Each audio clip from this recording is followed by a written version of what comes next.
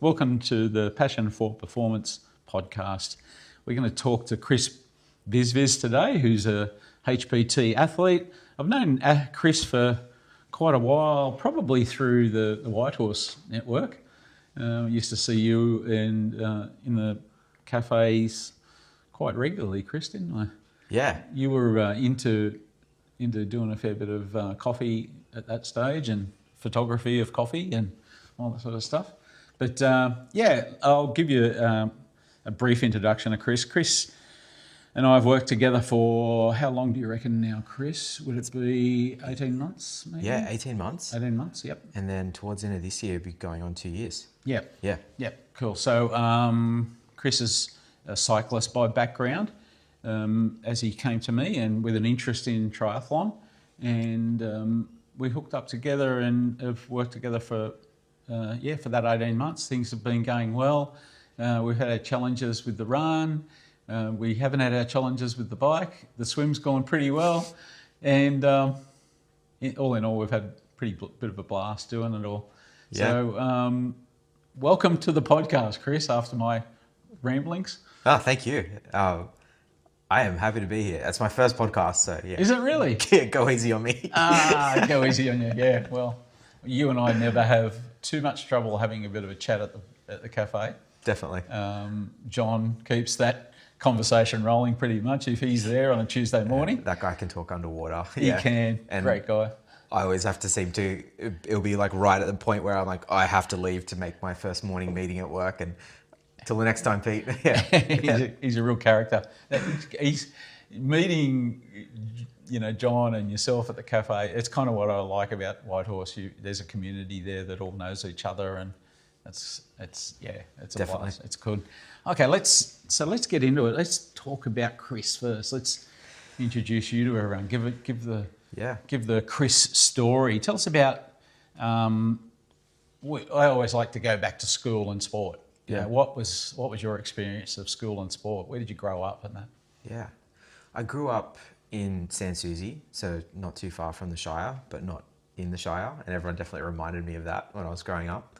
But when you gave me this question, I had to really think about it, because I landed on the answer that sport wasn't really a huge component of my upbringing.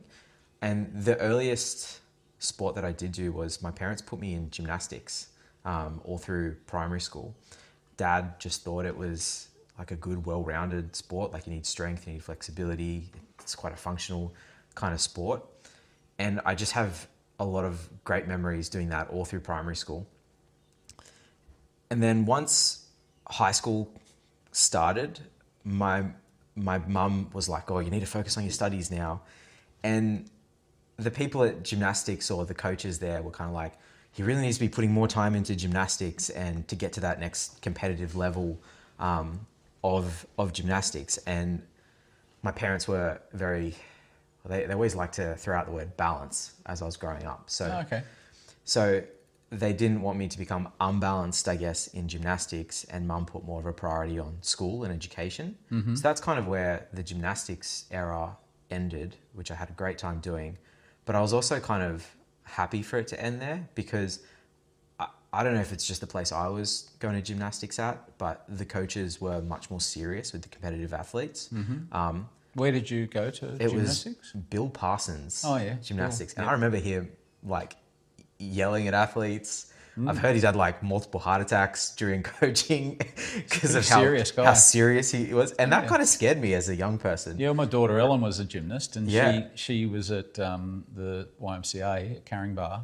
But Bill Parsons was not notorious. It was a noted program that was very serious and very good. Yeah. He definitely had the passion there for it. But as like someone in primary school, like seeing that, you're like, that's scary. Like, I don't know. I don't want to be yelled at. Yeah. Like, I'm here to have fun, this sort of thing. Anyway, that was really cool. All that I can do now with gymnastics is I can probably still just pull a handstand oddly as a partner trick, and that's about it. But no. What level did you get to? Can you remember? Level 5 or? Yeah. I honestly forget the levels. Yeah, they changed. Yeah, they they made a cha- big change after Yeah. Ellen finished. They made a big change to the levels. Yeah. But I would imagine that you weren't far off the top levels. I think the top levels went to sort of like 8 or 9 Yeah. or something. Yeah, that rings a maybe bell. 10. Yeah. Maybe 10. I'm not quite sure. Can't remember. Yeah. Maybe someone that's listening that's got a bit of experience Can put the gymnastics levels in the comments and let us know. refresh our Let us know memories in the comments. Yeah. Exactly. So then we go into high school, and yeah. So yeah. Going back, when did you finish? What year did you? How old were you when you finished gymnastics? It would have been 2003 or 2004, year 5 or 6 in primary school. Oh, okay, cool. And then I started high school 2005. Yep. And the trend of studies coming first still rang true. Yep. And I didn't really do much sport during high school, like as in organized sport on weekends or any endurance sports that, in that time. It was more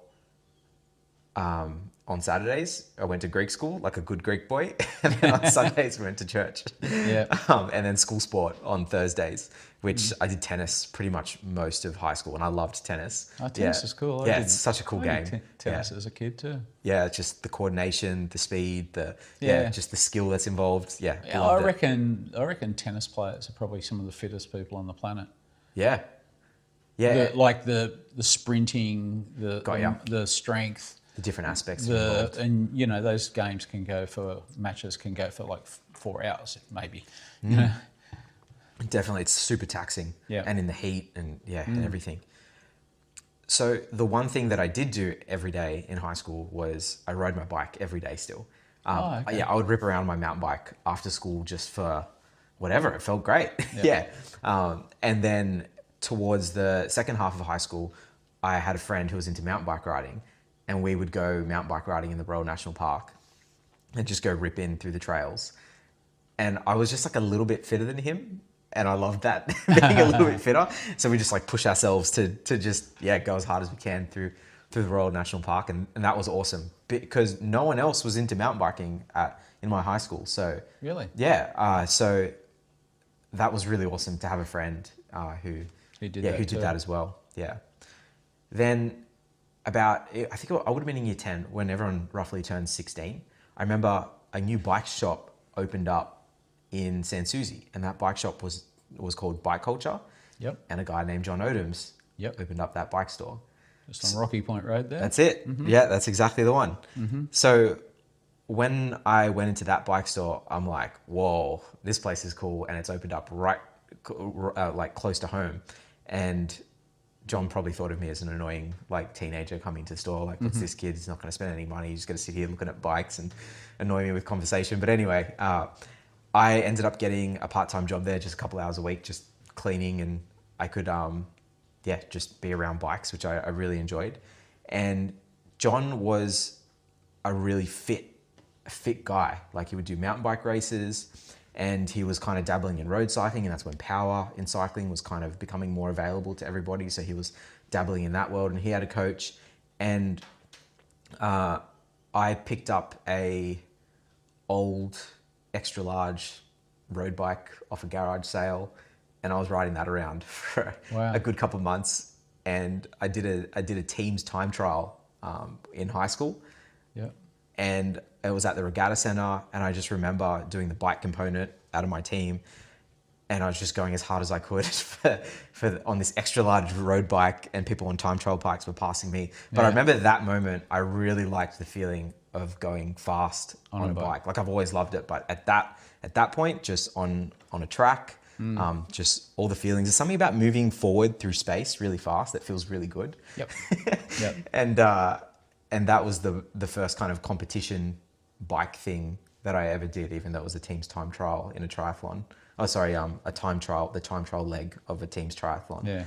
Yeah. And from that point, I think I was kind of hooked on that feeling of going as hard as I could for as long as I could. Which you could. Yeah. Yeah. And then there was a guy that worked at that bike shop called Martin Hoyle, and he's an old school roadie. Marty's a good mate of mine. Awesome. Yeah. He gave me my first road bike, like road bike that fit me. Yep. And it was his wife's old road bike. It was this aluminium Vitus with like beautiful lugs and stuff. And I rode that thing into the ground. I upgraded it with components, and I rode it till the shifters died. He was a bit of a lover of steel bikes. Yeah, I did had my an bike F-Motor fit. steel, and he loved that. And Awesome. yeah, Yeah, and Marty can pretty much chat underwater as well. So Yep. yeah, he was awesome to have as like a bit of an old school mentor as well, just in that road biking space that taught me the road biking, the bunch etiquette, just all the things that come naturally now. That he was the one that taught a lot of other people and Me and included. myself. Yep. Really? Yeah. Wow. Yeah, well, Can't that's how believe you that. got coached in the day, by the others. Yeah. By the others. By the others, And yeah. that follows on to my coaching now. You coach the squad to coach the squad. Yep, that's it. And that definitely shows, just as a little side quest, is if you, for whatever reason, can't make it to swim squad one night because you're at a race over the weekend, that everyone kind of just chips in and keeps that happening. energy, and But it's also in the knowledge part. There's a lot to know in this sport, isn't there? Yeah. So if someone comes up and says, on the group chat and says, what's the best front end for my new or for my old Cervelo P3, there's going to be a lot of guys that love froth on that sort of stuff. 100%. I just sit back and watch it all flow in. It's great. Yeah. It doesn't have to be me. Definitely. Yeah. Oh, Definitely. Marty, that's interesting. You Marty had such an Marty impact was on the you. guy that showed me the ropes. Ended of up road working biking. at Endeavour for a while too. Yeah. As a mechanic, and Definitely. what he didn't know about bikes wasn't worth knowing. Yeah. And then something I kind of, when I rode the Vitus aluminium bike into the ground, my dad helped me buy like an actual race road bike. So I had like a Willia with Campagnolo. Oh, and wow. Dad basically paid the whole $5,000 cost price. And I was like over the moon to get like a legit road bike. So that's had an influence on you. 100%. Yeah. Definitely. The That culture, opened up the world. The culture of cycling Yeah. is amazing, isn't it? Yeah. Yeah. And that was that last barrier to entry of like, okay, I've got a decent bike now. I can just go ride till the cows come home. And then that's when I started doing riding more with John and being able to ride with him because I had the bike to do so. Yep. And when I was driving over here, I kind of reflected on this a little bit more. But my parents separated when I was really young. So I never had a solid father figure like at home. I would see my dad on weekends. We're on awesome terms. Yeah, of Don't get course. me wrong. But like, as for like fatherly direction through the week, it was kind of, Teachers and just whoever was sport. around. Yeah, your leaders in sport and that. That's it. And so without, like, unknowingly, John ended up being that kind of, that mentor in the bike riding space, and along with Marty a little bit there as well. And yeah, it was a good thing to get fitter, because at the time I was like, I just got to get as fit as John. Yeah. And then even now it's like, I just got to get as fit as John. A lot of people want to be as fit as Good luck, John. mate. Yeah, exactly. Yeah. Well, the world champ. Yeah, that's basically it. Yeah, get as fit as the world champ. Yeah. I've got some more notes here on this, like my early training and racing, but Rip into them. I'm keen to you hear. That's what we're here for. Cool. I feel like I've been rambling for a while now. No, okay. keep going. Yep. That's what we're here for. So back in the what year let's call it? It would have been around 2010 at the time. I can't believe that's 16 years ago when I started road biking. The training plan was the classic. This was the classic training plan at the time. How many Ks a week? Yeah, it was like, I do 400, 500 Ks a week. That's just what you got to do. Or you just race till you're fit enough. Or this is what it was. It was Monday, rest day. Tuesday, do the Kalutzi or the triathlon chop. If you're really feeling savvy, you'd do the triathlon chop, and then you'd go around the beaches loop around the eastern suburbs, and then end up at Kalutzi, and then ride Kalutzi back to the south. Okay. I know I didn't Was really... the triathlon chop going around East Gardens at that point, or Yeah. was it back around St George Hospital? It was... Because it changed. It after did a while. change. Yeah. Yeah, back then in 2010, it was the triathlon, the 5 a.m. triathlon chop from the Shell went... it definitely went around East Gardens. Yeah, and then you'd go around East the- Gardens, and you'd take a turn off. Or maybe, no, sorry, it was before you go around the East Gardens shopping centre, you'd take a turn off and do all the hills through the eastern suburbs. So like Arden Street, Coogee, all You of did those. that bit? Yeah. And you'd peel off, do that bit, and then you'd finish in King's Cross. Yep. by 6:25. Yep, for the Kalutsi bunch. And then Kalutsi would leave at 6:30, or maybe I've got it wrong. It would leave at 6:20. Mm-hmm. And so you just got to be at Kalutsi at 6:20, Yep. otherwise you miss the bunch and you've got no express ride back to the south. If you miss the Kalutsi bunch, you're not catching up. Exactly, yeah, Yeah. because they go the expressway. The guys on the front doing turns were always doing 50 k's an hour. Yep. And that's when CJ, the guy that owns Giant Cycles in Ramsgate, he rode for Team Sky, and he would do the Kalutsi bunch quite often. Okay. So when he was on the front, a pro rider from Team Sky, it was just on. And anyone who could like pull a turn with CJ was like, Yeah. you got legs, sort of thing. I've never done the Kalutsi. I'm too scared. Yeah. I was always too scared. No. Yeah. I think I was too scared of the hill at Sylvania. The one that goes back up to Southo? McDonald's from Sylvania McDonald's up to the top at the shopping centre there. That part is That would drop me. It's brutal. I would never hold on to that up there.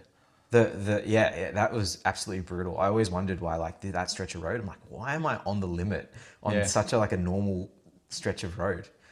Anyway, back to what the training plan was. It was, Tuesday, that chop. And then Wednesday, you just go do something long and easy. And just as I was finishing high school, I was working casually at a cafe and going to uni. So I kind of had that little bit extra time to potentially skip a lecture and go for a long, easy ride on Wednesday morning. Thursday, do the chop again. Okay, yep.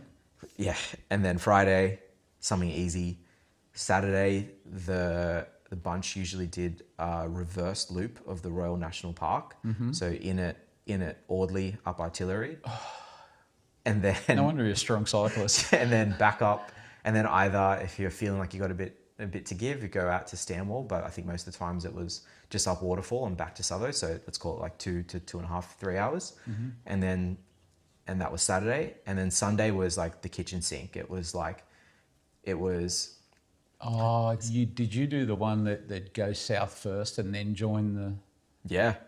If the one you're talking about is the 6:30 leave at Sutherland, you do a loop of small national park, so down Waterfall, out at Audley, at like a pace that's so fast that you're just hanging on for dear life. If you can exit Audley with the fastest guys, like you're on, like you're absolutely on. And I only kept up like a good handful of times. Usually I get dropped just before Audley because it was once you start going up Gary, the first hill in the Royal National Park, like the pace was on. I always remember looking at the power meter. I'm like, oh man, 300 watts going up there. And then, okay, cool. First hill done. I'm on. Or if you weren't on, they would do a quick wee stop at the top there. And then that was your little moment to get on, smash a quick bar, swap turns till Flat Rock. And then up Flat Rock, it was kind of just survival of who can get out of Audley first or just hang on.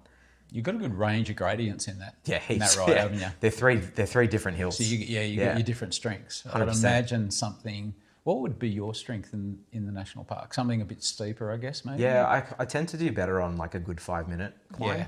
Yeah. If I can make it to the 5-minute climb. Because the longer climbs, the long ones. Yeah, for some reason I struggle on the. So the guys that are maybe the rollers, they come out of Flat Rock, killing it. Yeah, I was always on the wheel, just like trying to hang on after Flat Rock, and then Audley, I could usually punch out a decent-ish 5-minute power and kind of hang on. Yeah. If I was just happened to be able to hang on that day. Yeah. And then everyone would regroup at the 7-Eleven. Yep. Yeah, get a chocky milk, a coffee, something sloppy. And from there, it was like, I always remember feeling, oh, the ride's done now, isn't it?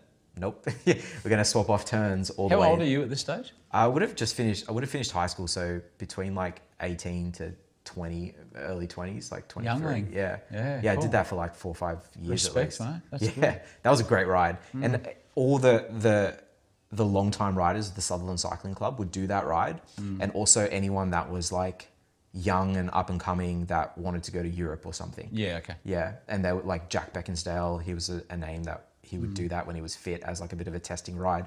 Lukey Dale, John Odoms would do it as like a tidy up before a race to see where the form kind of lied. Because if you could do through the national park and be a hitter through there and then swap turns all the way into Centennial Park along the expressway, it's like you're on form. Like you're doing like 80, 90, 100 Ks of like intense riding. And if you can keep pulling turns on the front, like Dan Brickle, you remember Dan Brickle? I remember Dan Brickle. He was so strong. Gun. What like holy, gun.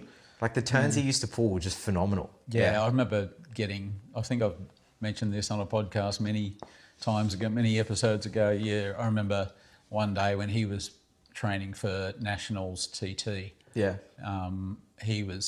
We come around at the airport drive. Yep. Qantas Drive, sorry. Yep. At the airport. We were sitting on like 46 or something, as a group, because that would be an effort. You'd come down through the off Rockdale, you'd come down through the sort of past the airport there, and then as soon as you'd hit Qantas Drive off the little ramp down, that was on.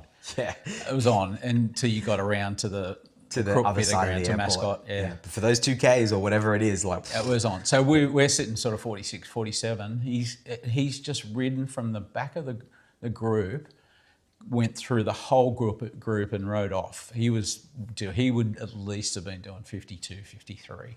That's incredible. I guess that's not a big deal to some of the gun riders, but he was flying, Yeah. And everyone's just like, oh, what the hell is that?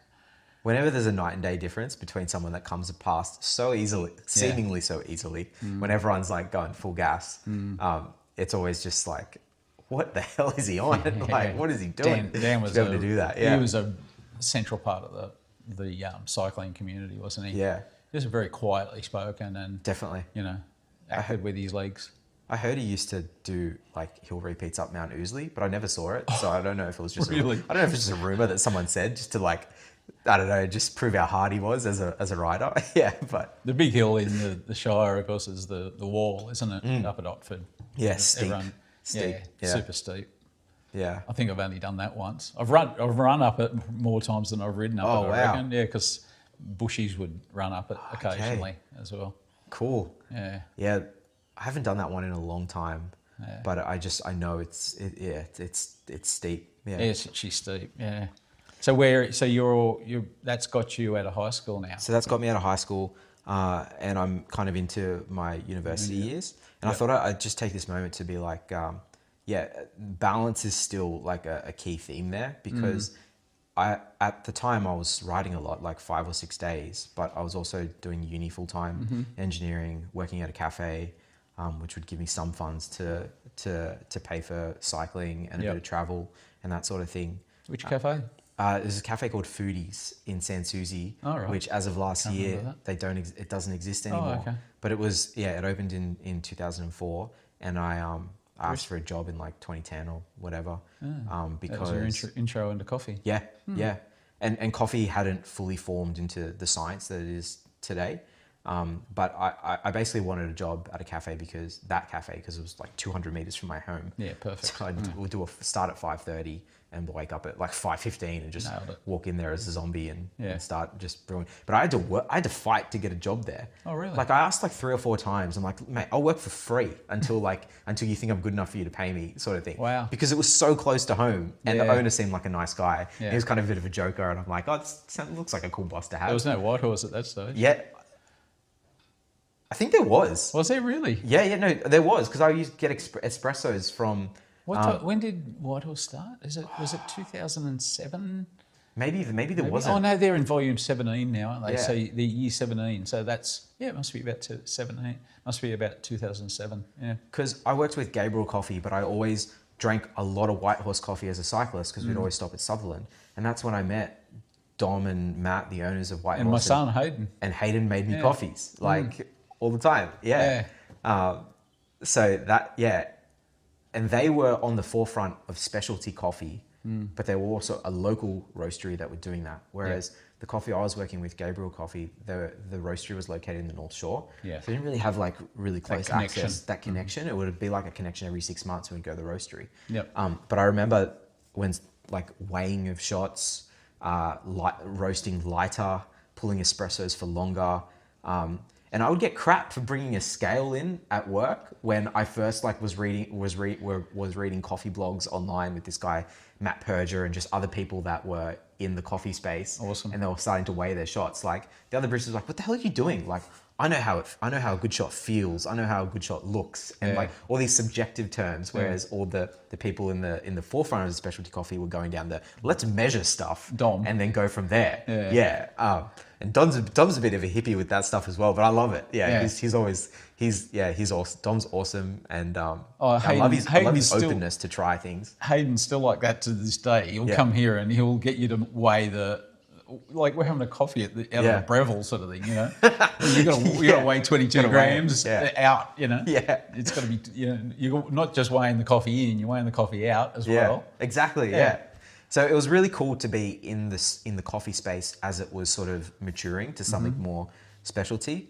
But anyway, that was a part-time job. I really liked it. That lasted about 5 years. So I did a bunch of cycling, a bunch of university, and a bunch of making coffees. So no in that wonder time we've frame. aligned after this conversation. Coffee, Yeah. cycling, Yeah. coffee, and then we'll enter into the photography world in a minute. Yeah. Because Yeah.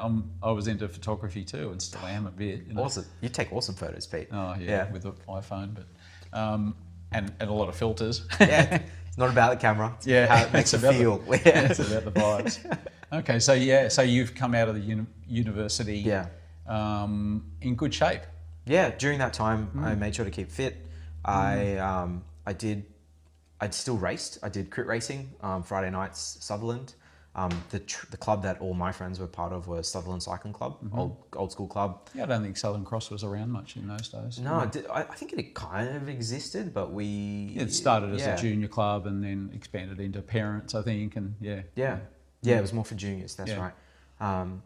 It's a very strong club now. Yeah, definitely a strong club. And I did some mountain bike racing because I had the same mountain bike I had during high school. And I did some open road racing as well. I did the Canberra tour. I did, and just like they had these Hunter Valley Classic and just other random road races that were out and about. I never really did them too much as part of a team. It was all like just a bit of a solo endeavor, or a couple people from Sutherland would do it and I would do it too. But I never got on a team and then went and did races with a team. Yeah. Because the time investment never really aligned with uni, or I just had other things going on that didn't really allow me to do that. Also, I think there's a little bit of self-doubt there. It's like, am I good enough to be on a cycling team? Like you really have to take things up a notch in terms of commitment. To be able to be good enough to be on that team, win the races, and then the sacrifice for that was, I think, quite a lot. Like I wouldn't be able to wouldn't have been able to have a part-time job because I couldn't afford the time, or I need more recovery, and I might have to scale back uni a little bit as well, or I wasn't smart enough to be able to do uni and do that at the same time. It feels like in cycling, there feels like a large gap from good here to making it onto a team. Correct. It's a big gap. Like doing 12 to 14 hours a week to then doing 20 hours a week is huge. Yeah. And I'd say like a great example of someone who has natural talent, did uni, and raced in a continental team would be Jay Dutton. If anyone knows Jay Dutton, he raced it, he did well, he looked like he had an awesome time doing it. He's not scarred now after the fact. Like he still rides for fun. He's had a bit of a crack at a few tries too. Yeah. And he still has a really healthy relationship with the sport. Yeah. After doing that and making that sacrifice at the time, which probably didn't feel like a sacrifice because he enjoyed it as well.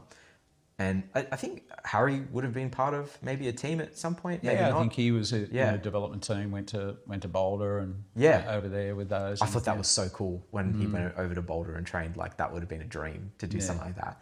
But just a little side note on Harry is he was riding when I was working at Bike Culture. Harry was also up and coming as a cyclist as well because he's I think he's a couple years younger or a couple years older than me.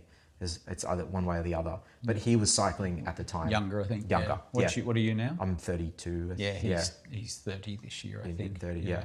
But he was correct me if I'm wrong there. Yeah. He was a cracking cyclist. Yeah. Super punchy. Heaps of natural talent. Like a bunch of people were. Yeah. Yeah. One with the bike. Yeah. Definitely. Yeah, cyclists are at one with the bike. 100%. You see it. Yep. Yeah. I spend a lot of time on it, and they're just friends with the bike. Mm-hmm. Yep. Yeah, that's a really good way to put it. So that's kind of the story there from like primary school. So what about the obvious?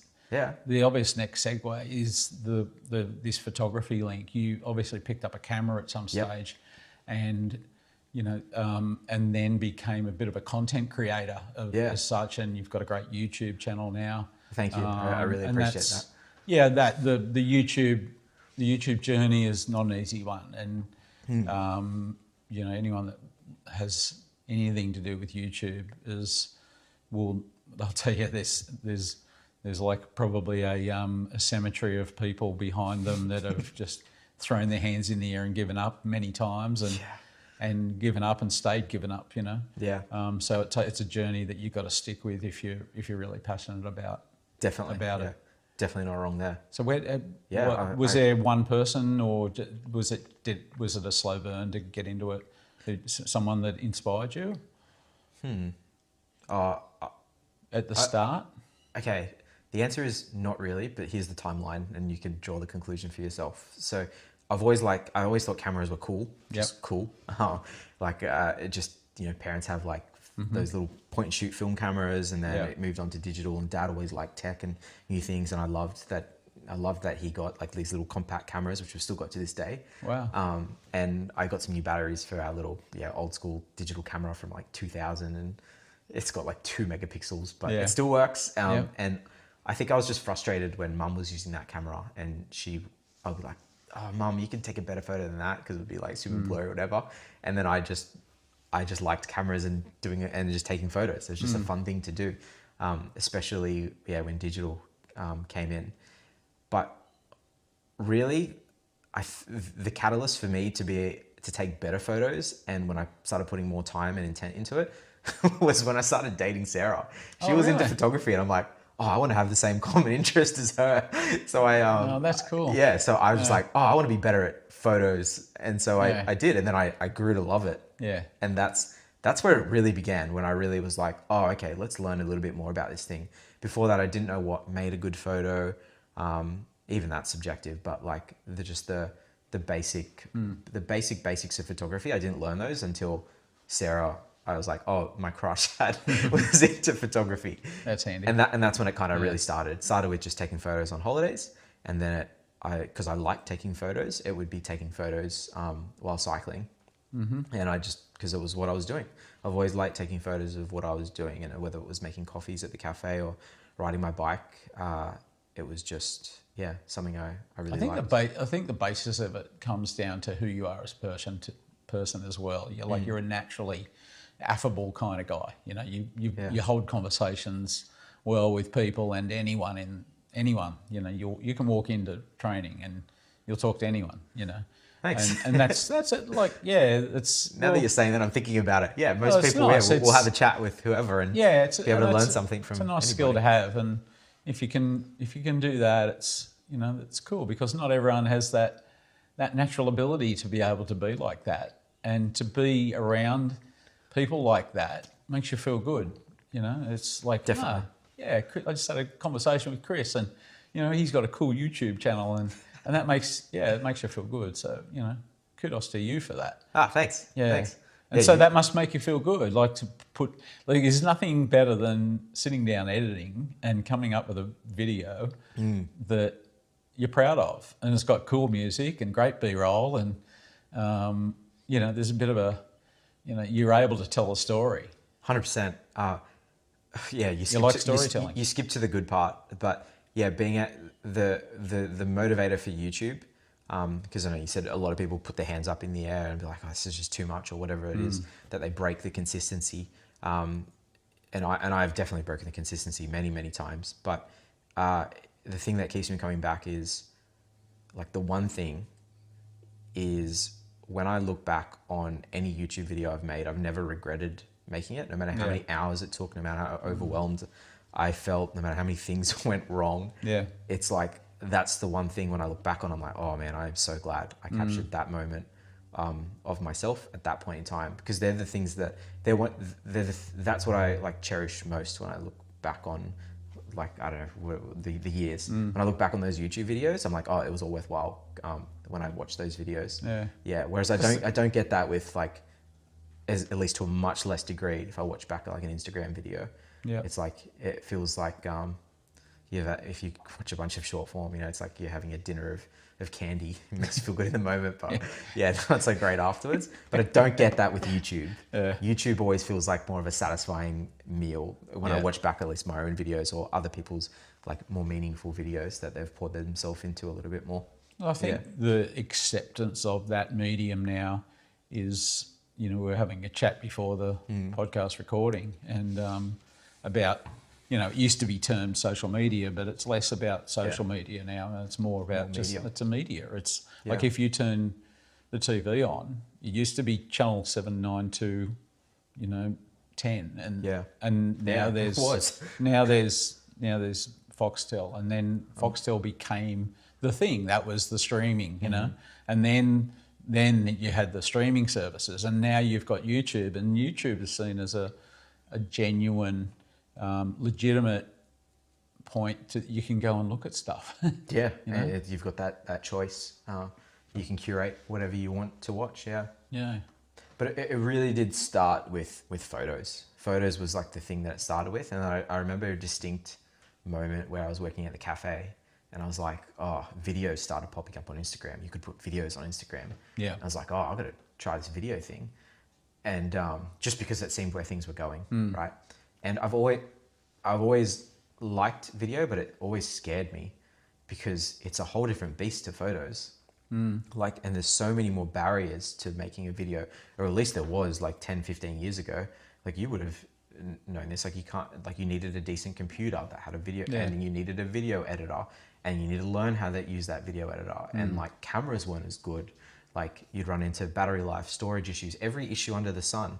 And that was just to hit record, let alone like, what do you film? Like, how do you film? Like, what are you filming? Does it have anything to do with anything? Like videos for me just started with like hitting record and just putting clips together and seeing what happened kind of thing. But you now script if you've got something in mind, you'll do a rough script of it.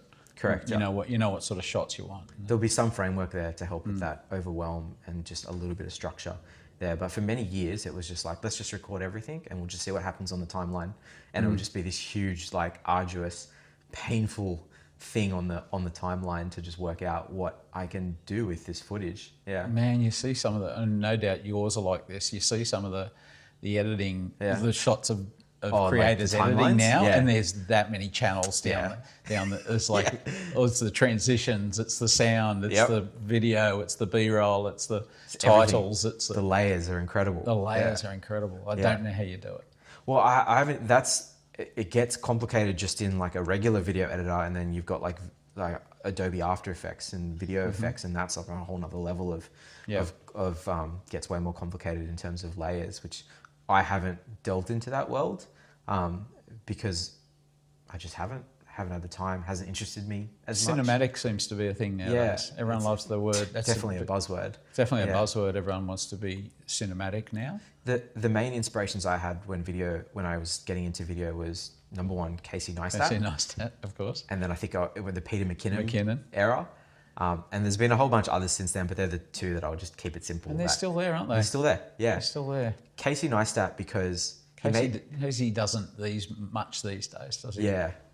But when he was in his vlogging era, the way that he would film in this like scrappy fashion made you feel like you could do it too. Yeah. That's what I felt. And I just loved the way that he could just craft. I guess his brother Van has picked up the mantle there, hasn't he? 100%. He's doing pretty full on now too. Incredible videos as well. Just the craftsmanship, the hand built feel. Like when you showed me the hand built washing machine there out of wood, like that's what it feels like when I watch one of his videos. The clutch pencils and the engraving of the names. That's it. All that stuff. Very cool, and it's very curated actually. Yeah. It's got to be weird and wacky. It's got to be crazy. Yeah. And it all comes from Tom Sachs, which I didn't realize that until Van started being a YouTuber, and I realized that's where all that hand built. Yeah, and that's where Casey originally came from. Because that's that. Him and his brother Van, worked with Tom Sachs and doing art and busts into his door and throws things and mess everywhere, and that's all a curated look. I didn't realise at the time when I first started to watch it. Same, I thought it was just a hand built scrappy thing. Yeah, yeah, but that's curated. That's how it's supposed to look. Yeah, exactly. It's kind of cool. But also, just Casey would he would just put a camera on auto, hit record, and that's it. And it would all be the story that he's crafting in the moment in his head. And it's just like incredible how you What could was do his that. streak? About 700 vlogs or something? Yeah, 700 to 800 days of vlogging, daily vlogging. Daily vlogging. Daily vlogging. Crazy, yeah. isn't it? I mean, that was his job, wasn't it? But Yeah. you know, he made a bit of money off selling his show, I think. Yeah, the Neistat brothers, or Yeah. On HBO, yeah. Yeah, they sold that, and Where do you see yourself going with the YouTube? Okay, so Time's a killer, isn't it? time's a killer because just like with endurance sports, how much work it takes to do something, and then how much work it takes to do something good. Yeah. You know, so I'm always in this like battle mentally with like, okay, I think I just have to get the video out, and if it's not as good as I envisioned it, whatever the standard of good is for me in that moment, then it's just sort of got to go out because it's within the constraints that I can work with and work with consistently. I wonder if that Tom Sachs and Neistat look, I wonder if that was born out of the imperfection of it, was a landing for them, a landing place for that. They knew that it took a lot of effort and it was going to be imperfect. Yeah. So they leant on imperfect. Yeah, I think so. And I think I should lean on that a little bit more to be able to get more videos out. Yeah. I think. Versus, I don't want to say I'm crushed with perfectionism. I'm definitely not a perfectionist. I'm happy to, near enough's good enough. We're done. Let's go next. Like sort of thing. Like I'm more than happy with that mindset. I don't get bogged down in details too much. But that minimum standard of like the story has to be kind of cohesive. I have to be able to watch it and be like, okay, if viewer can get from point A to point B in what I'm trying to say. The one way I like to put it is like, imagine you're crossing a river and the editor or the person who's creating the story is putting these little bits of wood for you to jump on as the viewer to get from one point of the river to the other. Yeah. And if there's not enough pieces of wood there, you might fall in. So I just got to put just the right amount of pieces of wood so you can get from one side to the other. Yeah. That's why I like to try and think of it in the moment. I think, there's a number of different streams you can go down, isn't there? You can be a pro athlete that's got that's got a YouTube channel and tends to get on there and day in the life of a triathlete, and this is what I eat, and it's all pretty boring, to be honest. I find it, but because it's just same. It's a Caesar salad every day. Exactly. Or they're just leaning on their achievements in the space. Yeah. And then you've got the opposite end where that it might be an age group trying to sound like a pro, and that sort of doesn't sit right as well. The best one is, and I've said this to you before, and I mean it. The best thing I think is just to land in the middle somewhere and go, this is my experience. I think you did a really good video. Oh, yeah. You did It's like you do stuff and talk about what you did. Yeah, you did one on the long run. And, so if anyone's listening and want to go back to Chris's YouTube channel, look at his long run. And it's a really good example of, hey, this is my experience of long running. This is what I've tried, and these are the mistakes I've made, and this is what I'm gonna try. Yeah. And I think that's a good place to be. It's not preachy. I love that place. Because it's authentic to you, it's your truth, and no one can argue that. It's like if you said, "Hey Chris, I had oats for breakfast this morning." It's like it is what it is. Yeah, exactly. Like what you're doing in the video is what you did. Like no one, the proof is there. You did that. And then you can talk on your experience, whether you did good, whether you failed, whether Josh Korn does a good job at that, doesn't he? I think so too. Yeah, he's really good. I think he does a really awesome job. I'll be watching it, and even Wendy, my wife, she's like, oh, I really like that guy. Oh, there's another one of his out. He's awesome. It's funny, when I first met Josh, he's like, oh, I love your videos and stuff, and I don't even make that many videos, but I was his inspiration as he got started. Oh, really? And well, from what he tells me, and then now, he's my inspiration because he's an engineer. He's really a cyclist, picked it up, hasn't he? He's punching out videos consonsistently. What the hell am I doing? Sort of thing. I think his last video, he pulled himself up and said, "Yeah, I'm getting a bit scrappy on this." And I mean, it's like any artist. I call it an artist, but anyone that dabbles in the arts, and that's what photography and video making is. I'm glad you mentioned that because I want to interrupt real quick. I'm sorry I didn't mean to interrupt you, but when you said art, I think that on one end of the spectrum, you've got art, an expression of who you are at that point in time in your life, whatever that may be, whatever you're doing, and you just make a video on that. And then on the other hand of the spectrum, you've got like the super optimized, your YouTube video must have like an awesome hook. It must deliver value. You must be, it's either going to fall in the buckets of entertainment, or education or inspiration.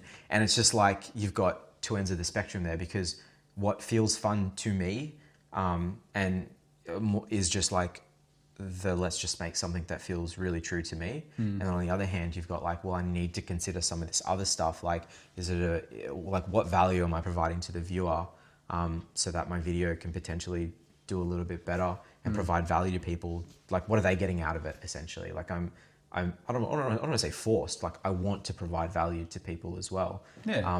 But you can go the other end of the spectrum and just make something completely for you. As well.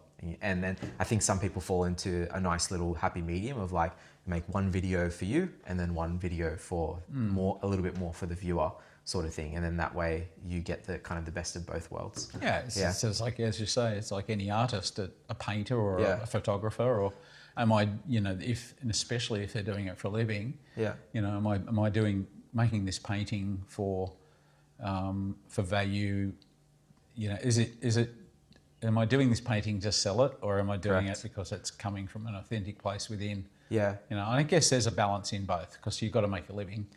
And, exactly. So you've got to follow the script, I guess. To some degree, at least. If you want to go down that path. A book that really clarified that recently for me was the difference between art and commerce. Is Rick Rubin's book. Oh man, the name escapes me. But if you look up Rick Rubin and his latest book, he really separated that, like the difference between art and commerce. And I was like, oh, this is so clear now. I was like, and then you can find the happy medium for yourself. With a lot of songwriters and musicians and that. Like huge artists, Red Hot Chili Peppers, and anyway.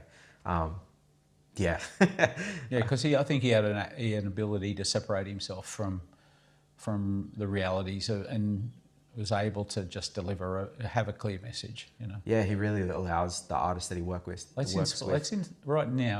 try and inspire someone to get into content creation, because everyone surely has been inspired by content on the media, like Instagram or YouTube and all that. What would you suggest someone does? Where would they start? Oh, okay. Where's a good place to start? The easy answer is just hit record. Take one photo, or just operationalize it. Like, do the action. Don't overthink it. Do the action. Take the photo, hit record on the camera, put it in the video editing software, whatever the thing is. Like, just do. The other way I would go is like, well, be a bit more self-reflective and be like, well, what's actually stopping me? And that's where that book by Rick Rubin really helped me, because it has these little bite-sized chapters like self-doubt, and you could just be like, oh wow, I didn't realize I was dealing with this problem of I'm just doubtful of myself, or I'm worried about what other people think. And then he would write a beautiful little chapter on it, and just totally diffuse that obstacle that you're facing. I'll have to read it. I know the guy, but I've never read his book. In that moment, You've inspired me to do that. So like one with let's put the title in the in the notes. And so with self-doubt, say, if you're like worried about what other people think, or you're worried about, or you're struggling with perfectionism or something like that, then he would say something like, well, just think of the work that you're doing right now, the art that you're making right now it's just where you are at that point in time. And that's okay. Like, it's just an expression of yourself right now, just like a diary entry, and you want to complete it so you can move on to the next one. And that's ChatGPT. Is it called the creative act, or way of being? That's it. The creative act, a way of being. Awesome book if you're struggling if you're wondering why you're not creating, or you want to create and you don't know what's stopping you. That book would, for me, it definitely allowed me to realize what was stopping me. Because I feel like it's people can hate on it too easily. It's because it's an art form. And people can dismiss it easily. And I think the more that if the groundswell can become people just expressing themselves on that art form, Yeah. it's going to gain legitimacy over the top of TikTok and the viral, wanting to become viral and that, Yeah. Yeah. Exactly. It should be born in you just trying to express yourself Yeah. and have a bit of fun with art, Or just trying to bite-size answer that question is just like, or figure out what you want out of it, and just move towards wherever you want to go. Self-doubt's no matter how small the steps are. I mean, you know me with Instagram too. I love posting things on Instagram, but I've deleted more than I've posted. Really? Yeah. Okay. Through self-doubt. Yeah. Everyone gets in their own way. Yeah. Yeah. Oh, a classic one is people think they're too boring, right? And I still think I'm boring sometimes, especially when I'm making a video that feels a bit too easy. Like I'm capable of more. Like when you just turn a camera on in a room and start talking. Like I can do more than that. I can go outside and film and make something more dynamic and stuff. And Well, the good thing is you can then join all the parts of your life: coffee, cycling, triathlon. All of that stuff. Yeah. Can become your subject of your art, and it's perfect. And you can do it all on your phone. That's the amazing thing. That's the crazy stuff, isn't it? Your phone is definitely good enough. Yeah. You don't have to have a fancy Sony or anything, Like, in fact, it's probably the opposite. Although I saw, was it a guy got pulled up by the police the other day for videoing on his bike? Yeah. Chris Miller got fined $450. Did he really? And then Josh Kwan's friend, I think his name's Anthony. He runs an Instagram page called Out of Office. I think he got fined as well. Was it Don? Someone? I forget the name of him. Yeah. Anyway. Yeah. And just as a sneak peek, I was messaging Josh Kwan today, and Josh Kwan's latest video, I think, is on that incident where a cyclist got pulled over. They got fined essentially, and it was with an action camera, not just a phone, like holding an action camera and riding, which I thought was quite interesting. Yeah, it is interesting, isn't it? Yeah, I don't know why, but like maybe they're treating it like a car because we don't have registration, obviously. But like with a car, like 2 hands must be on the wheel at all times. I think that's the law. I actually don't know, but maybe they're treating they're bashing cyclists by the same book of two hands must be on the bars sort of thing. I think from what I can understand of the law, it's like having a cup of coffee almost. It's like, like if you just take a sip of a coffee in your car, but if it becomes to a point where you haven't got control of your car, it's obstructing. That's a problem. If you're sitting there like 2 hands eating food, they can pull you up because you haven't got control of your car. Yeah, that's true. Yeah. And so I guess they're judging these things and going, this guy's all over the road. Yeah. Photographing things, and you can wipe out the others, or like you can go into traffic, or they'll make up some scenario. Good reminder, because it is. We do see a lot of people taking photos on bikes. 100%. I'm one of them. Yeah, we've all done it. Yeah. And I've looked back on it on times and gone, I was doing 40 k's an hour, holding a phone, concentrating on the shot that I was getting, the sunrise or whatever it was. Stark reminder for everyone, just be careful. 100%. And because you know how badly it can end. The $450 fine's nothing, but if you come off the bike taking a photo, it's not good. Yeah, 100%. Yeah. The road is not. Yeah. So, moving back on off that. So, let's hit the triathlete. Yeah, let's hit the triathlon one. Yeah. Yeah, and that's where we became connected. And cool. You train with a few triathletes as well, the Waldridge boys and that. And I trained with them before I got into triathlon because they like doing they can do big Ks on the bike and like to do big Ks on the bike. Yeah. And they're always looking for like a harder bunch ride or group ride in the south. Because a lot of the guys that live in the eastern suburbs, like they ride hard, but when they're not as convenient to ride with as just the guys that are going south anyway. Great guys too. Yeah, really got a really good sort of crew of guys. Yeah.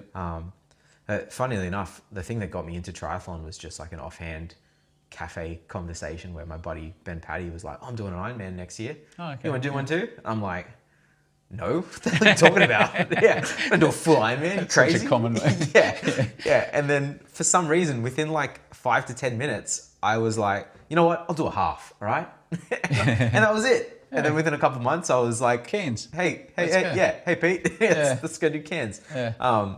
And I think the reason why I caved so easily was for the last like couple years before triathlon, I was kind of just riding about for riding about sake, if that makes sense. Yeah, there was no direction. There was no real direction, which I'm completely happy Cycling with. can be like that, I think. Yeah. From what I mean, I've dabbled in cycling too, and you know, cycling, competitive cycling, can end up just being two witches' hats thrown out at one commissaire. Yep. And go out there, and if you're dropped off the bunch, that's it. You're just going for a ride through the countryside. You know. Also, waking up every day riding your bike is pretty awesome. Yeah. Like, it's awesome. Yeah. So, I found it really fun. So I would just ride a couple coffee rides a week, a couple solo rides, a couple hit outs. Like, it's just a good time. But triathlon's got some interest to it, hasn't it? It's a new challenge. Yeah. You know, and everyone runs. Correct. You know, you probably hadn't done much swimming at that stage. No, I know. I did a little bit of swimming here and there when I had an injury here and there. But I never had the drive to swim just for fun.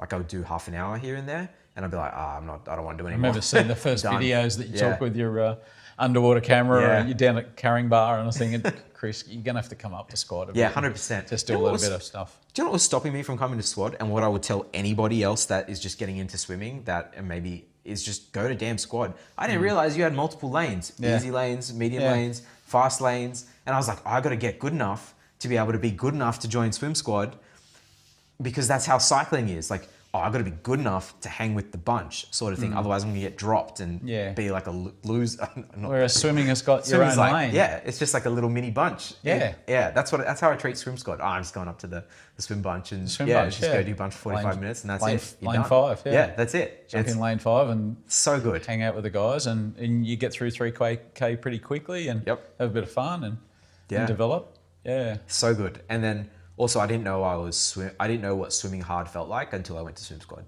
Yep. Yeah. And then the second thing that made me realize I was swimming too easy was getting the form goggles, because it's training to heart rate then. And I train to heart rate in cycling, and it means I could train to heart rate in the pool. And before that, I hope this makes sense, but when I thought I was swimming at threshold, I was only swimming at tempo. Oh, okay. And when I thought I was swimming at tempo, I was only swimming at endurance.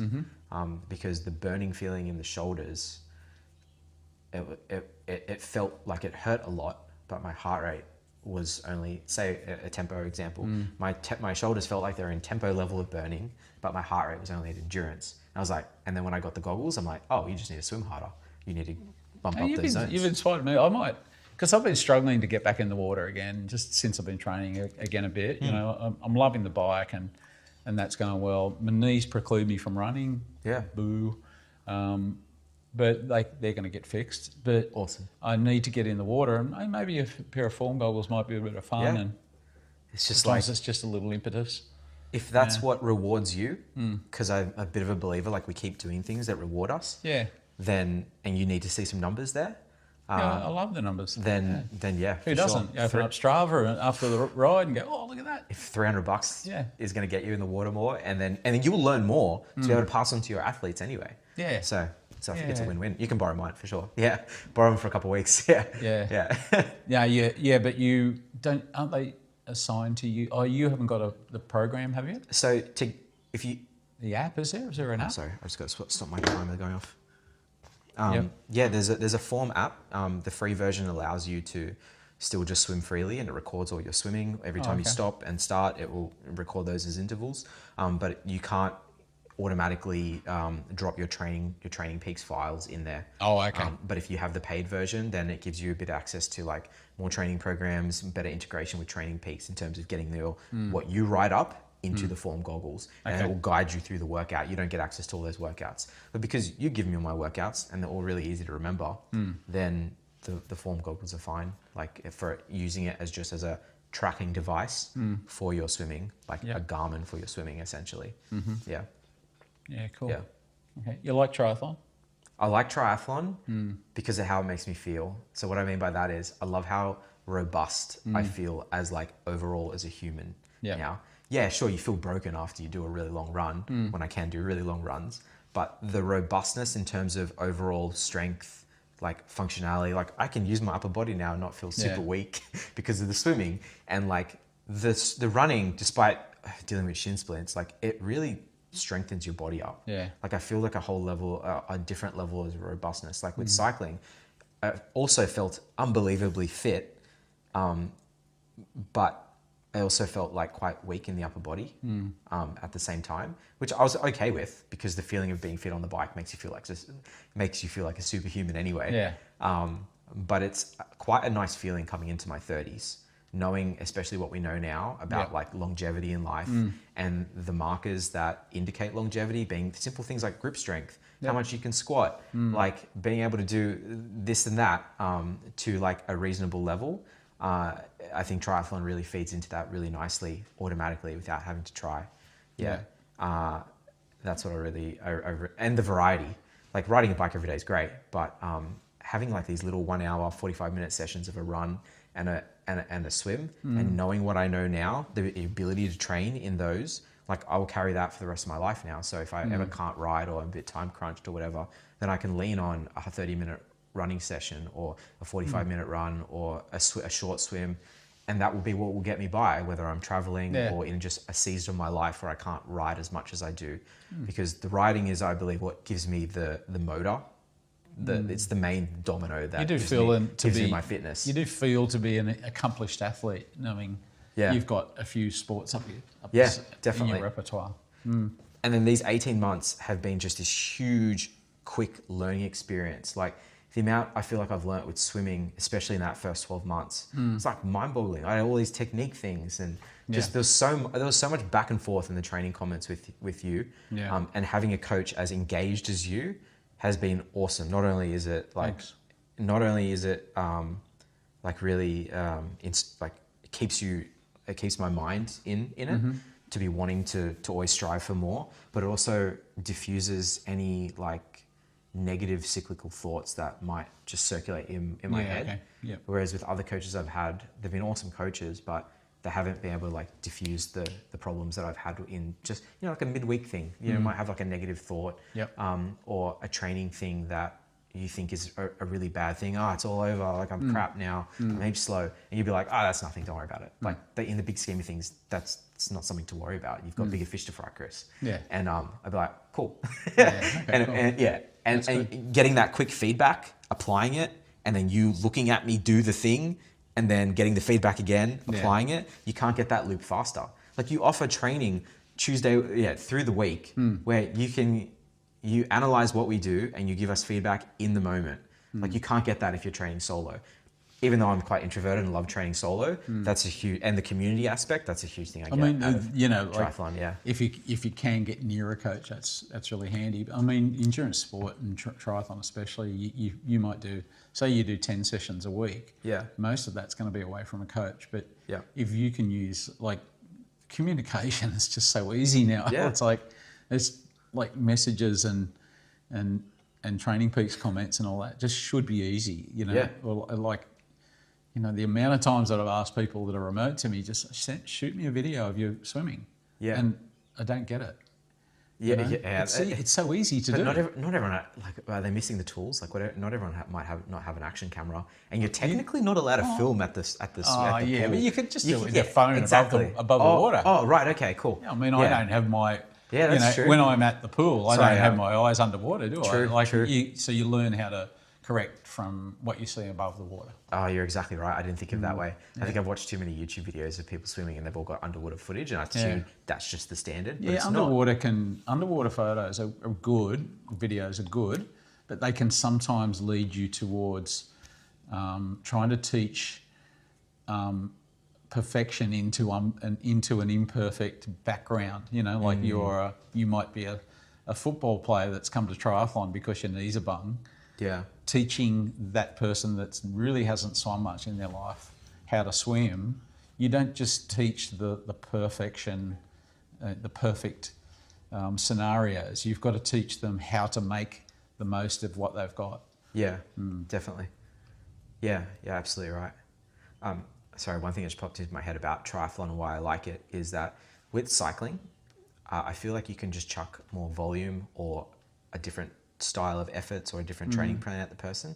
And the worst thing that's going to happen, assuming you don't crash, is you're just going to get a little bit too tired. And that's kind of it. Like I never really dealt with injury in cycling ever. And so triathlon, it's quite tactful in the way that you have to approach things. Yeah, well you said. can't just brutally chuck volume at the problem. Volume being intensity, volume being time, volume being more. Yeah. More. Whereas with triathlon, I tried more, didn't exactly work. Now we've got to try something better, Yeah. do what we're doing better. And then if that doesn't work, then we've got to try something new. Yeah. Yeah. So that's quite, it makes it a little bit different. So when you know, in my notes with the structure of this, I've got about goals. So yeah. But it strikes me just not to say what's your triathlon goals what's your, it seems to me it's like, what's your goals now? Is it because it's got to include everything, hasn't it? It's got to include. So you're a traveller. You know, you and Sarah do a lot of travel. Yeah. You love it, and so how can you? What are your goals in terms of mixing and keeping the nice balance that makes Chris not having one thing dominate your life, not becoming a triathlete, not becoming a traveller, not becoming an engineer, not becoming a content creator, but becoming all of that. How can you create a goal out of that? The more I've thought about something like this, okay, I don't know if this is the answer to your question, but I feel like to achieve any of those things that you just mentioned, maybe not the traveling, but maybe let's just talk about the bigger goals of like the things at the forefront of my head right now are like, say, the bigger goal of triathlon and completing a full Ironman, because that's definitely on the one of my larger goals. Like I want to tick that box. Yep. Doing a full Ironman, and then let's use content creation as the other large goal. Like I really would like to have a successful YouTube channel and measuring success in making something that I am a standard and something that I'm happy to look back on, and also something that's potentially creating some monetary value in the future. Yep. That's what I would measure success with there. So let's just use those two things, because travel, that's my wife's hobby, and we just splice that in as we can, because she works for Qantas and we get the cheap flights, and she would travel all year round if she could. But and we do what we can with our time. I think that if I'm going to be successful at either one of those things, I think I have to be unbalanced with my time for a season of my life. Okay. So I really think that, because I've tried to do it all and I can't, I get too tired. Something's going to suffer anyway. Yeah. So I'm a big believer now, the way I'm looking at it now is that I'm trading one for the other for a period of time. Yeah. Because when I was 23, I feel like I could do it all for a good couple months and not burn out. And then now at like getting close to 33 in a year or two, I'm like, when I try and do it all, I'm like, I can't do this. Like I need midday naps every day. I'm like, I'm just falling apart. Because you try to be an amazing content creator or an amazing athlete or an amazing partner, or, you know, and in the end, it's going to be the blend of everything that turns out to be what is amazing. True. Yeah. That coming back to that point of balance, that you get when you get to taste a little bit of everything, like you also win as well. Yeah. Yeah. But what I was more getting at is like, if I want to do the best that I can at one of these things, then I think I'm going to have to be unbalanced for a period of time. Yeah, for sure. Whatever that might be. So an Ironman, let's call it 12 months in the lead up. Like that's the focus. That's the big hairy A goal. And then the other things will still have a priority, but they won't be as high as the Ironman. A little less of this and a little more of that. Something's got to give, essentially. Yeah. Because we've only got so much time and energy, and that's becoming more obvious as I get older. Yeah. Okay. Did I answer the question? You absolutely answered the question, and it's a good way to probably finish things up. It's been a good chat, mate. We've gone over an hour now. Okay, awesome. Which is good. I don't know if that's a good thing. It's good. I told you, it's like it just becomes a chat, and that's cool. And I hope people enjoy the chat as much as I've enjoyed being a part of it. So, we've talked about myself so much that I totally forgot to ask some questions of you. I've got one that comes to mind that is kind of a reoccurring thing that I'm like, how does this old bloke Pete, how is he still into like driving performance to like the last 1% at your age? No offense, but like, how do you keep like wanting to just push all these years and still like there's nothing slowing you down, and you've been pumping out more articles, more, and it's like, it's so inspiring, Pete. Seriously. Oh, thanks. That's really nice of you to say. the age thing is a funny thing, and that's something that you learn as years fall underneath your wheels. You know. Yeah. You don't realise at the time, when I was in my 30s, I had the passion to do all these sorts of things. Like I always wanted to be a coach. You know, and I just wanted to be a coach. I didn't want to be a triathlon coach or a cycling coach or whatever it was. I just wanted to be a coach because you're attracted to things. And I ended up becoming a coach. But then what happens is that you don't realise as the years go under you get more knowledge, more wisdom. Compounds. And it compounds and so whilst you might be older, you actually have got more to give. More to give, yeah. So age becomes nothing to you. It becomes irrelevant. And so it actually accelerates your passion a bit more. You go, because I've got this knowledge now, I know this, you know. And you've got to a point where you go, you can't imagine ever. Like I can't imagine retiring. They'll carry me out in a box. They literally will. You know, the day you stop coaching will be the day that you stop dying. Stop living. Stop living. Yeah. Yeah, exactly. And that's cool. So yes, I'm passionate about it. I love doing what I do, and because the world grows, I love Instagram. I love social media. I love playing with that. I love data. I love working with people. I'm currently building a course, you know, because I love. I'm interested in that. It's so cool. On performance, you know, on human performance. So, but I want that to be a little bit of a, like, that's not going to be a quick grab. That's going to be like a meaty. Yeah, good. That's going to be that's going to have a lot of depth and breadth.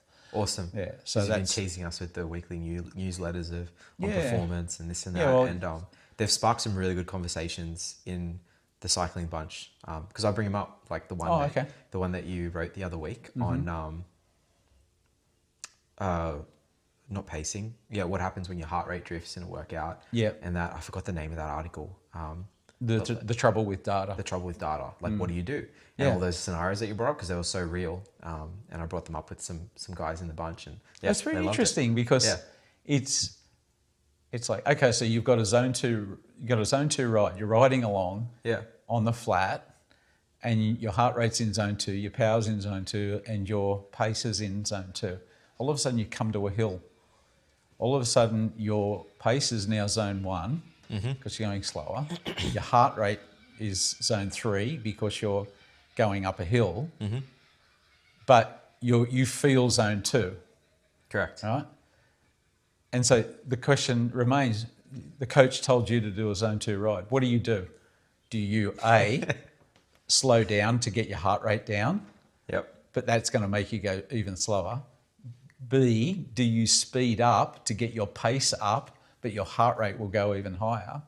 Or C, do you just stay in the middle? Yeah, exactly.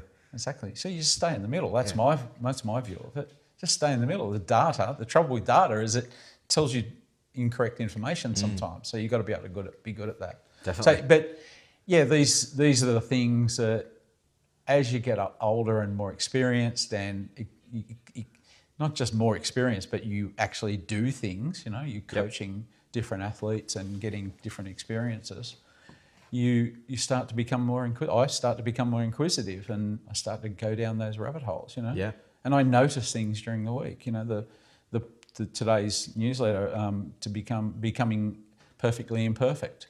It's really that it interests me, you know. Yeah. It's like I woke up at the start of this week, and I look at training and I notice things. It's like it's very, you know, like athletes have work, they have family demands, they've got, you know, they miss a session here, they execute a session wrong there, and all of this happens. But then I go, well, that could be seen as imperfect, not good. But my job is to coach that, and I can coach it the best I can coach it. Yeah. And so these are the passion. This is the stuff that you learn along the years. And so the older you get, the more inquisitive you get. Definitely. And that's kind of cool. Is there one question that you would ask your athletes to ask themselves? Is there anything that you'd ask us to self-reflect on? Themselves. Themselves, yeah, okay. Themselves, honestly. Yeah. You know, trying to become self-aware is the greatest thing you can ever do. Definitely. You know, I think, you know, and I reached out to a really good mate of mine who's also a coach a number of months ago, and he said something to me.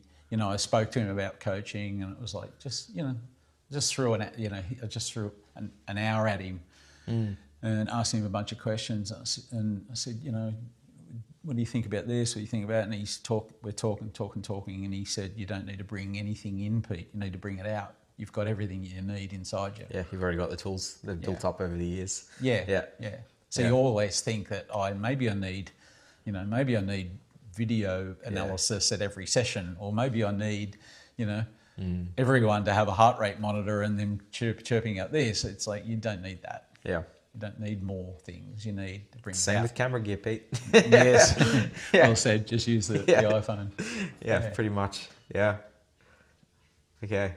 Oh, the last bit of kudos I'll give you before we wrap up, because we've probably been going for ages now, is I love that you're adapting, changing, and like with the times. There's still coaches out there that I think I was talking to someone else, and they get their coaching program in an Excel. Gee. And I was like, and Pete, you're taking on like every new Training Peaks function and feature. You're like, all right, how are we going to make this work? Yeah. And you tell us in the newsletter, like you're taking on all this stuff within your stride. Yep. So it's a really awesome quality to Thanks. have. Yeah. Thanks. I think I'm trying now to blend all of those, you know, new technologies and bring them back to where we should be. I feel like we've accelerated these, you know, we've brought in things like power and smart trainers and all this sort of stuff. And we've now got to bring that back to racing. We've got to bring linking training to racing is like, I can build physiology. We've got, you know, done testing this week, and we've got some really good results, really good. But that's got to translate to race day. It's no good me building 20 more watts into your FTP if you get to the race day and you don't know how to use it.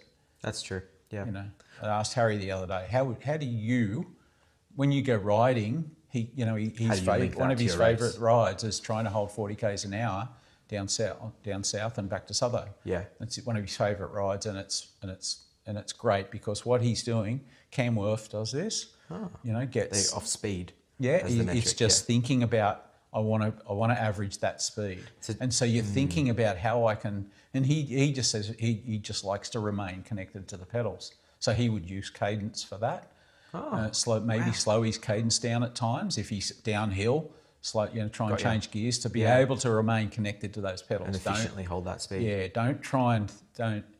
So that's what I'm trying to do at the moment, is just to try and reconnect all of these new technologies back. Okay. What we've learnt with the new stuff, which is great, you know, and if we can take it back and make us faster on race day, that's the good. I think, you know, the guys like the Blumenfelds and you know, Edens and all of these great athletes, they've been able to connect the new stuff to the old stuff. The old stuff is going fast on a bike or in the water or on land, running.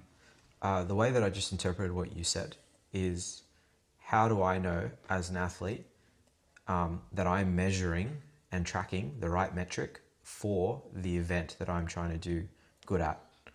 That's the way I don't know why I took it that way.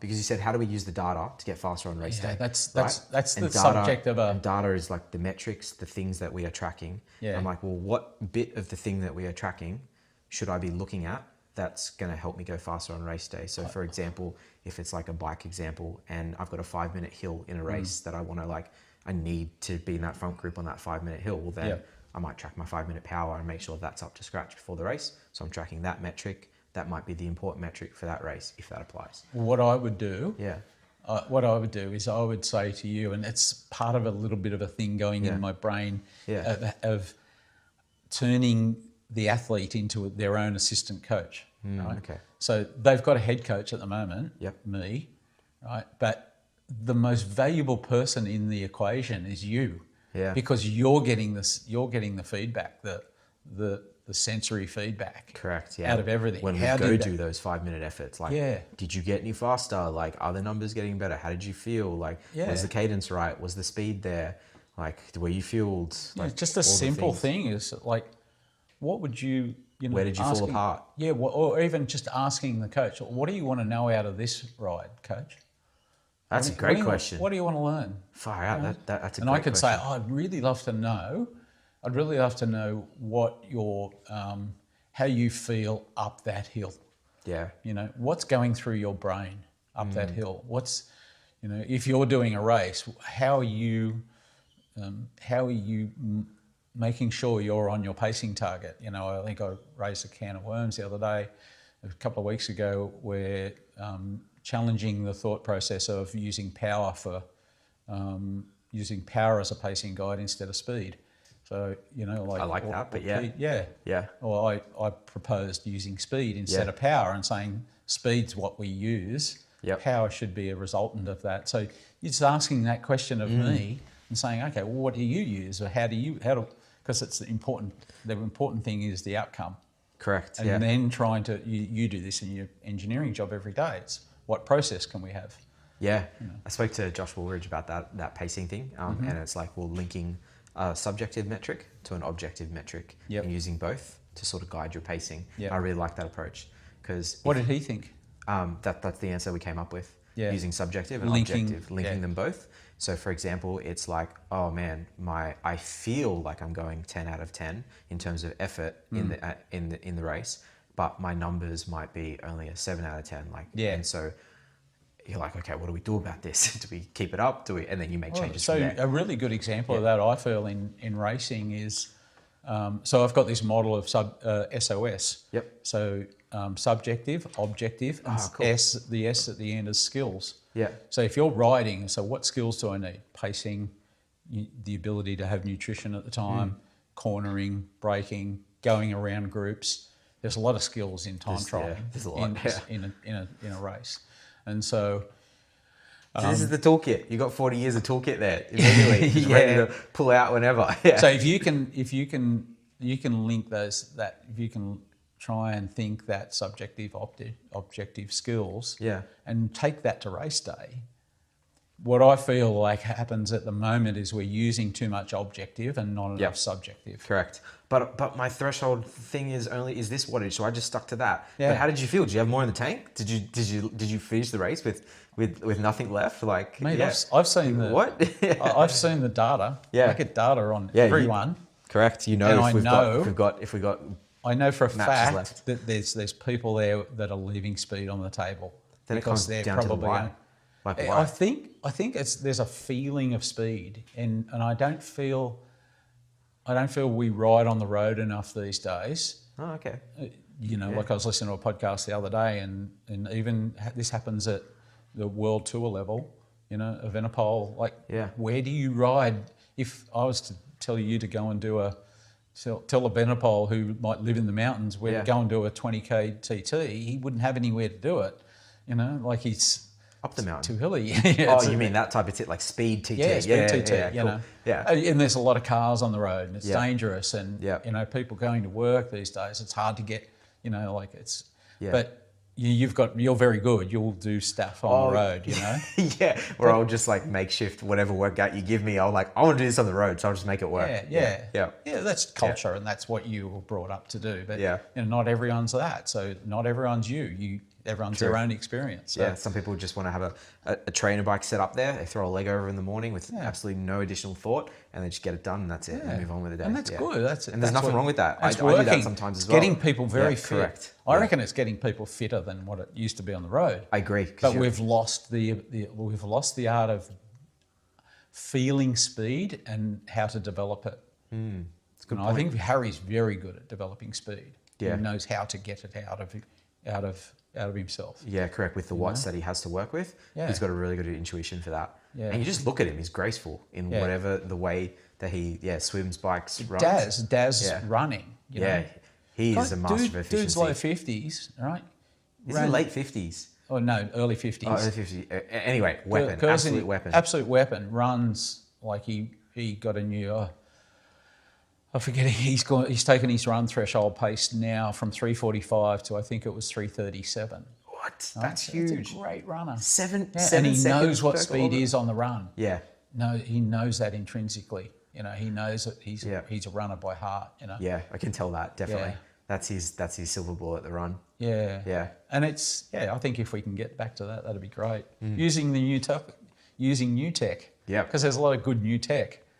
Is there in running? Sorry, I know we're going even longer now. So I think power is the next big thing in the next big thing in running will be power. Okay, so this is what I know about running power. It's like a couple of random articles come up on my Google and are like, oh, running power is good, but it's still inaccurate. What's your take? And then I'm like, okay, cool. I'll wait another couple of years and I'll just enjoy running with the metrics I have until then.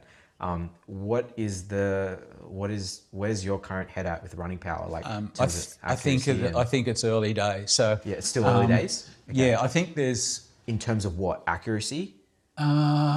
Well, it's algorithm based at the moment, but Yeah. funnily enough, I think sometimes algorithm, in my experiences, algorithm based stuff is more can be more reliable than tech stuff. You know, like the inside testing that you showed me. Yeah. You use hundreds of thousands of test results to then apply an algorithm to your results. Yeah, they've just Inside have just developed a lot of algorithms Yeah. that are more rock solid than some VO2 tests I've seen. How awesome! You know? Yeah. So is it the In same labs. with running?